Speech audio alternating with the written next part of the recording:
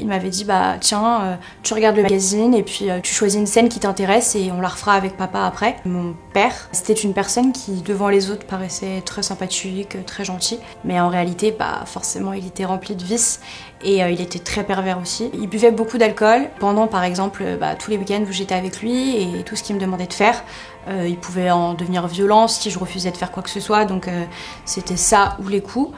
Il était chauffeur routier, il n'avait pas vraiment de logement fixe, c'était principalement dans son camion que je devais le voir, ou bien dans un hôtel si c'était entre deux missions, ou alors chez sa mère. Donc le cauchemar a commencé en 2006 quand j'avais 6 ans. Un soir où on était dans un hôtel proche de Paris, entre deux trajets qu'il devait faire. Et donc ce soir-là, en fait, il a commencé à me parler, à me dire que il allait me demander de faire quelque chose de normal, que tous les pères faisaient avec leurs filles, qu'il fallait vraiment pas que j'en parle, que c'était très secret entre lui et moi. Et du coup, ce soir-là, il m'a demandé de lui donner ma main, qu'il a posée sur son sexe. Et il m'a demandé de lui faire des choses et à partir de là, ça a été vraiment la descente aux enfers. Donc à ce moment-là, j'ai vraiment paniqué. Je me souviens que j'ai retiré tout de suite ma main et que j'ai pas compris. Que tout de suite, il a un peu surenchéré en me disant non mais c'est normal, t'inquiète pas, n'aie pas peur. Enfin voilà, il a vraiment un peu fait son lavage de cerveau. Et du coup, j'étais vraiment stressée. Je comprenais qu'il y avait une situation qui était pas normale dans le sens où c'était quelque chose que je ne connaissais pas. Et j'étais vraiment paniquée, mais malgré ça, c'était mon père qui me parlait, donc j'étais vraiment confuse. Suite à cette première fois, je continuais de le voir un week-end sur deux parce que j'avais très peur et j'en avais forcément pas parlé à ma mère. Donc du coup, j'étais contrainte de le voir et de subir à chaque fois toutes ces choses à répétition. Puis c'était de plus en plus gros. Après, c'était des demandes viens te laver avec moi, tu vas laver papa et moi je vais te laver. Donc c'était tout de suite les mains placées pas où il fallait. C'était pas vraiment un père qui lave sa fille. Quand on était dans son camion, c'était des demandes aussi pendant qu'il conduisait. Il fallait que je fasse des il fallait que je fasse vraiment tout ce qu'il me demandait parce que si je le faisais pas, de toute façon, il pouvait même être violent. Donc en fait, j'avais pas le choix. Il a été vraiment de plus en plus loin également dans les discours. Il a commencé à me parler de plein de choses. Il m'avait aussi une fois donné un magazine. Il m'avait dit bah tiens, tu regardes le magazine et puis tu choisis une scène qui t'intéresse et on la refera avec papa après. Donc c'était vraiment tout le temps un lavage de cerveau et j'avais vraiment pas le choix de toute façon de faire ce qu'il me demandait. Donc le temps, il passait, j'avais plus 6 ans mais j'avais 7 ans, puis après j'avais 8 ans. Et du coup, durant ces 2 années, ça a vraiment continué, c'était de pire en pire. C'était même une évidence en fait, c'est-à-dire que j'y allais le week-end et je savais pertinemment ce qui allait m'arriver. Et c'était tout le temps et partout, parce que même quand il était pas au travail et qu'on était dans sa voiture, il me demandait aussi de faire des choses. Il était capable de se mettre dans une rue isolée pour me demander de faire des choses sur lui, pour que lui, il puisse aussi me toucher malgré que j'en avais pas envie. Plus les mois passaient et plus j'avais de plus en plus peur et surtout je comprenais que c'était pas normal. Je pouvais pas en parler à ma mère parce qu'il me faisait des menaces qui étaient trop importantes. Si j'en parlais, j'allais soi-disant aller en prison, ma mère allait mourir, lui aussi irait en prison. Je serais considérée vraiment comme la pire des enfants et du coup j'avais forcément peur aussi de ce qui pouvait arriver à ma mère. Ça paraît fou aujourd'hui, mais à l'époque, quand lui il me le disait, ça me paraissait peut-être logique parce que c'était encore une fois mon père qui me parlait, donc j'étais beaucoup plus... Enfin, je le croyais en fait. Et donc au fur et à mesure du temps, il voulait vraiment repousser mes limites. Malgré le fait que j'arrivais pas à en parler, je comprenais que c'était pas normal. Et donc j'étais rentrée dans un cercle vicieux où en fait j'essayais surtout de négocier. C'est-à-dire que par exemple, il allait me demander dans ma bouche et moi c'était des choses, ça me dégoûtait. Déjà à 8 ans je comprenais que c'était vraiment pas normal et du coup c'était des sujets où je devais négocier que non, et c'était vraiment un cercle vicieux en fait entre mes limites et ce qu'il me demandait. Et au-delà de ça, il avait vraiment un esprit pervers dont je me rends compte aujourd'hui. Je sais qu'il parlait avec la fille d'un ami à lui qui avait 16 ans et qu'il s'isolait avec elle pour faire des trucs avec elle, mais elle avait 16 ans. Moi, à l'époque, je la voyais comme une grande. Aujourd'hui, je sais que c'était vraiment pas normal. Je me rappelle de lui aussi, la manière dont il pouvait accoster une fille dans la rue, donc il pouvait regarder les filles et les plus jeunes. C'est vraiment quelqu'un avec un esprit tordu.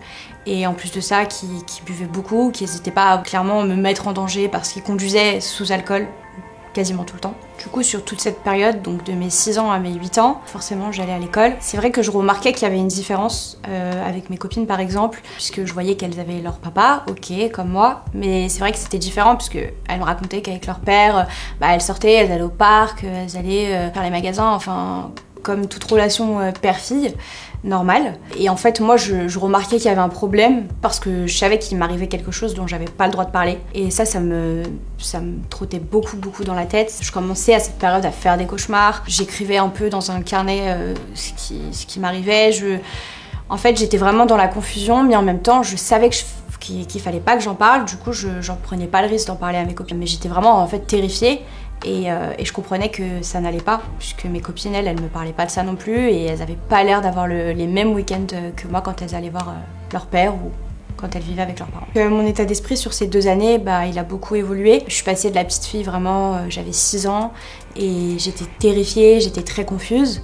Et lors de mes 7-8 ans, j'étais toujours aussi terrifiée et confuse, mais j'étais surtout remplie d'une haine envers lui, de par les week-ends que je passais qui étaient juste affreux, qui étaient vraiment immondes. Et de toute façon, je faisais rien d'autre, donc c'était l'enfer en fait. Et du coup, plus le temps passait et plus j'avais vraiment une haine envers lui. Du coup, durant ces 2 années, c'était vraiment le quotidien pour moi de devoir satisfaire ses besoins, demander de le toucher, de lui faire des Il voulait même prendre du plaisir, lui, en me touchant, et vraiment à chaque fois dépasser les limites. La limite qu'il a pas pu dépasser finalement, c'est celle de faire un rapport sexuel vraiment, puisque mon corps en fait d'une enfant de 7 ans, il a pas accepté, c'était pas possible physiologiquement, c'était pas possible en fait. Et donc est venu ce fameux jour où je pense qu'inconsciemment j'ai eu un déclic intérieur. En fait, j'étais au téléphone avec une amie de ma mère, et cette amie là en fait elle me parle du rôle d'une mère, comme quoi il faut tout dire à sa mère, voilà, se confier, avoir confiance en sa mère. Et du coup je réponds naturellement et spontanément, de toute façon moi je dis pas tout à maman. Par miracle, ma mère était dans la chambre à ce moment là. Et du coup, une fois que j'ai raccroché, elle vient me voir et elle me dit qu'est-ce que tu me dis pas, tu sais que tu peux tout me dire. Je me souviens être vraiment figée, tétanisée. Je savais que c'était le moment où ça allait enfin peut-être changer, mais en même temps j'avais terriblement peur, puisque pour moi ça allait être le moment où peut-être j'allais aller en prison et que ma mère allait mourir. Donc je me souviens de ne plus avoir réussi à parler. Donc ma mère est partie en fait chercher un cahier qu'elle m'a donné, où elle m'a dit écoute, essaye d'écrire, essaye de me dire. Elle m'a posé plein de questions, mais elle était loin d'imaginer le sujet. Elle a commencé par aborder l'école, les notes, la maîtresse, puis elle est enfin venue au sujet de mon père en me disant tu t'es disputé avec papa. Enfin vraiment, elle était dans des sujets finalement qui sont banals dans la vie d'un enfant. Arrivée au sujet du père, elle a vu que ça allait pas. Donc j'ai pris ce carnet, j'ai écrit des mots qui me semblaient en rapport avec la situation. Je me souviens de la voir s'effondrer en larmes, et elle a quitté la pièce, et après elle est revenue et elle m'a dit écoute, mets tes chaussures et on va au commissariat. Donc après on était dans la voiture et elle commence à m'expliquer que je vais devoir parler à des personnes qui vont m'aider, que ces personnes elles vont être très gentilles, que j'ai pas à avoir peur. Moi je commence à regretter très vite à ce moment-là de lui avoir parlé, parce que j'avais quand même toute la pression, je pense, qui sortait, tout le stress, toutes ces questions que je m'étais posées sur ce qui allait m'arriver, qui étaient en train de vraiment d'exploser dans ma tête. Et ensuite je suis arrivée au commissariat, j'ai été donc tout de suite forcément pris en charge. Je suis tombée du coup sur un policier qui était vraiment super, qui a pris le temps de m'expliquer, qui a pris le temps de me rassurer. Les policiers nous ont expliqué qu'ils ne pouvaient pas l'arrêter tout de suite. Il y avait un certain nombre de preuves et un délai qui devait d'abord être fait. Et donc ma mère en fait elle devait faire semblant avec lui, donc ne pas lui dire vraiment pourquoi j'allais pas aller le voir, parce que forcément j'allais pas le voir. Donc elle devait lui trouver des excuses, Megan est malade, Megan a un anniversaire chez sa copine, on va partir en vacances, et donc vraiment lui répondre et faire semblant. Donc je pense que ça a été sûrement l'une des choses les plus dures pour elle, de devoir lui parler comme si de rien n'était. Suite à ça, forcément, il a enfin été arrêté. J'ai dû d'abord faire une confrontation avec lui. Donc je me rappelle que ça a été vraiment la pire chose de toute cette procédure judiciaire, puisque j'ai dû me retrouver face à lui avec nos avocats respectifs, en face de policiers. Lui, au début, il niait. Au final, il a avoué. Mais quand il a avoué, il a tout remis sur l'alcool. Et moi, j'essayais tant bien que mal, avec mes mots et mon éloquence d'une enfant de 8 ans, d'expliquer que il était pas tout le temps sous alcool, que des fois il avait pas bu, que je savais quand il avait bu et quand il avait pas bu, et que quand il avait dormi toute la nuit dans son camion et que dès qu'il venait de se réveiller, il me demandait de faire des choses, je savais pertinemment qu'il avait pas bu et qu'il était pas sous alcool. Donc c'était compliqué pour moi de me défendre. Aujourd'hui, forcément que si je devais me retrouver face à lui, ce serait beaucoup plus simple et j'aurais beaucoup plus de choses à dire, mais à l'époque c'était trop difficile. Donc cette confrontation, elle était horrible parce que finalement, bah, lui savait s'exprimer puisque c'était bien un adulte et que moi, j'avais beaucoup de mal. Il y a eu un premier procès avec une décision de 7 ans de prison. Il y a eu un appel qui a été fait tout de suite par ma mère. Et au final, suite à cet appel et suite au premier mois qu'il avait fait en prison et sa bonne conduite, la peine, elle a été remise et au final, il aura fait que 3 ans en prison. Donc je me souviens que ma mère, elle était dans un état de rage envers la justice, envers son avocat, envers tout le monde. 7 ans pour moi, ça voulait un peu rien dire. Je comprenais vite fait en fait finalement. Mais ce que je comprenais, c'est qu'il allait sortir de prison. Et j'avais peur parce que je me demandais quand il allait sortir de prison, est-ce que j'allais devoir continuer de le voir un week-end sur 2? Sur le coup, c'est pas très clair. Donc finalement, j'ai compris qu'il avait été déchu de ses droits paternels et que j'allais pas le voir un week-end sur 2 comme ce que je pensais. Et en fait, ce que j'avais aussi compris, c'est qu'il allait avoir une interdiction de m'approcher, mais jusqu'à mes 18 ans. Toute ma vie, finalement, j'ai appréhendé mes 18 ans. J'avais peur que le jour de mes 18 ans, bah, il me kidnappe. Et du coup, ouais, ça a été compliqué pendant l'adolescence. Le après, c'est tout autre chose, mais c'est tout aussi difficile. C'est en fait de se rendre compte ce qui nous est arrivé. On a mis des mots finalement sur ça. J'ai commencé à ressentir beaucoup de dégoût, beaucoup de haine. Et finalement, j'ai eu du dégoût envers moi, qui a vraiment joué sur ma construction finalement. Je me sentais super sale, je me détestais et même aujourd'hui, c'est encore trop difficile de ressentir autant de dégoût pour soi. Ça joue en fait finalement dans tout, hein, dans le parcours scolaire, dans les études, dans la vie sociale finalement, même au sein de la famille parce que forcément j'avais pas le meilleur des caractères après. Sur le plan physique, c'était vraiment je pense le pire. Je voyais mon corps grandir. Mon corps devenir un corps de femme, hein. J'étais plus qu'adolescente après. C'est difficile d'avoir un regard sur soi, sur un corps qui nous dégoûte. Quand je me regarde dans le miroir, en fait, j'ai toujours l'impression que c'est le même corps que quand j'avais 6 ans, 7 ans, 8 ans. C'est vraiment difficile de s'aimer, c'est difficile de voir du bien de son corps. C'est comme si finalement mon corps, c'était toute cette histoire que je traînais avec moi au quotidien, puisque c'est par mon corps que tout a été fait. Et du coup, ouais, ça a été vraiment...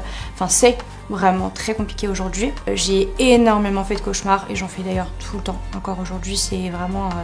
chaque nuit, c'est vraiment une chance sur 2 que ce soit une nuit horrible. Depuis maintenant plus de 10 ans, je fais des cauchemars où je revois finalement ce qui s'est passé. Je revois des scènes très concrètes. C'est vrai que j'étais jeune, mais on n'oublie rien de ça. Ça reste, ça laisse des traces, ça reste en tête. Et forcément, les nuits où je revois toutes ces images, c'est des réveils horribles. Ça, c'est vraiment les 2 points que je traîne encore aujourd'hui du haut de mes 22 ans. Il y a eu cette remise de peine, finalement, qui a été dédoublée. J'ai très vite sorti de prison, j'ai très vite su qu'il était sorti de prison. Et j'ai pas eu de nouvelles jusqu'à mes 14 ans. Quand j'avais 14 ans, en été, j'ai reçu un message d'une de ses amies et elle me dit écoute, je suis une amie de ton père, je pense que tu devrais lui pardonner, après tout l'erreur est humaine. Et là j'avais 14 ans, j'avais énormément de haine, j'avais compris ce qui m'était arrivé, j'étais en pleine adolescence et j'ai vraiment vrillé lors de ce message-là. J'avais fait un message directement à lui, en fait je l'avais cherché sur Facebook. Je lui ai fait un long message, j'ai vraiment évacué ma haine finalement. Il m'a jamais répondu à mon message, tant mieux. Après, j'ai plus jamais entendu de nouvelles de lui. Quand j'avais 12 ans, j'ai même tenté de me suicider.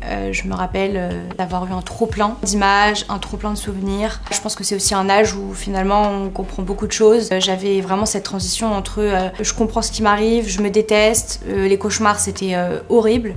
Et finalement, j'ai tenté de me suicider. C'était ma mère qui a appelé l'ambulance, le SAMU. Donc après j'ai été à l'hôpital pendant un bon moment. Aujourd'hui bien sûr c'est un geste que je regrette forcément parce que c'était un peu lui donner gain de cause, j'ai l'impression à lui finalement. Mais c'est vrai que ça fait partie finalement de ce avec quoi j'ai dû me construire. Même après ce qui se passe, après les faits, c'est très difficile d'arriver à comprendre ce qui se passe et de grandir avec ça en tête. Du coup aujourd'hui donc j'ai 22 ans et je pense que si en face de moi j'avais la Mégane de 8 ans, je lui dirais de pas s'inquiéter, que la vie elle est belle et que finalement on peut toujours s'en sortir, peu importe ce qui arrive, peu importe ce qu'on vit. Je pense qu'on peut toujours s'en sortir avec de la volonté, avec un peu de courage et beaucoup de détermination. Et aujourd'hui finalement c'est ce que j'essaye de faire au quotidien et j'en suis fière finalement. Même si comme je le disais c'est difficile de s'accepter, c'est difficile de grandir avec un corps qu'on n'aime pas, avec des nuits compliquées. Je pense que je l'incriminerai pas en lui disant tu devrais avoir honte, t'en as pas parlé pendant 2 ans, mais t'es bête, parce que c'est au final ce que je m'étais dit à moi, hein, c'est mais t'es bête, tu voyais pas que c'était n'importe quoi et que c'était pas normal. Je lui dirais que finalement ça fera une force et que ça lui servira au quotidien toute sa vie. Et donc si j'ai un conseil à donner, c'est finalement vraiment de ne pas hésiter à en parler. Ça peut être vraiment quelqu'un de sa famille, quelqu'un qui n'est pas de sa famille. Moi c'est vrai que j'avais extrêmement peur de toutes les conséquences qu'on m'avait promises. Au final, quand j'en ai parlé à ma mère et puis à un policier après, ça s'est bien passé finalement. Et même si on pense que tout le monde est méchant, que tout le monde nous veut du mal, parce que c'est souvent ce qu'on a en tête à ce moment-là, c'est pas vrai en fait. Et il y a toujours quelqu'un qui peut aider et il faut vraiment pas hésiter à parler. Donc aujourd'hui, je suis quand même plutôt fière de là où j'en suis arrivée. Je suis en dernière année de master, j'ai un travail qui me plaît, j'ai un fiancé super, j'ai une famille que j'aime plus que tout. Et j'essaie vraiment de donner aujourd'hui de mon temps, de mon amour à mes proches et d'essayer d'être là un maximum pour les autres. Ça a développé vraiment cette qualité, je pense, en moi. Et voilà, j'essaie vraiment d'être à fond dans ce que je fais, dans mon travail par exemple, voilà, de voyager un maximum, m'occuper et finalement faire ce que j'aime. Et je pense que c'est le plus important pour pouvoir continuer de vivre une vie normale malgré un lourd passé.